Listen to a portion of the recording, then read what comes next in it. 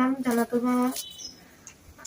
আমার গত 29/11/2024 তারিখে মোহাম্মদ আলামিন বাড়ি রাখালিয়া 4 নং সোনাপুর ইউনিয়ন ওনার সাথে বিয়ে হয় পারিবারিকভাবে।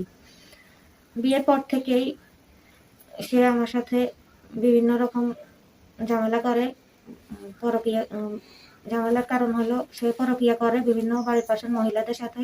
আমার চোখে সেগুলো যখন ধরা খায়, আমি তাকে এগুলো নিয়ে কথা বললেই সে আমার গায়ে হাত তোলে, তার মা সহ, এবং ওই মহিলাকেও জামিন দেওয়া হয়েছে।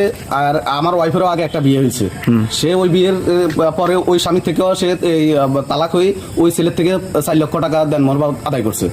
কিন্তু আমার যে মোহাম্মদ নুরুল আফসার ভূঁইয়া নামক একজন ভদ্র মহিলা আমার কাছে একটা অভিযোগ 3/9/2025 তারিখ। অভিযোগটা ছিল জনৈক মোহাম্মদ আলামিন চিন্তামিত ইউনুস মিয়ার বিরুদ্ধে। তার অভিযোগ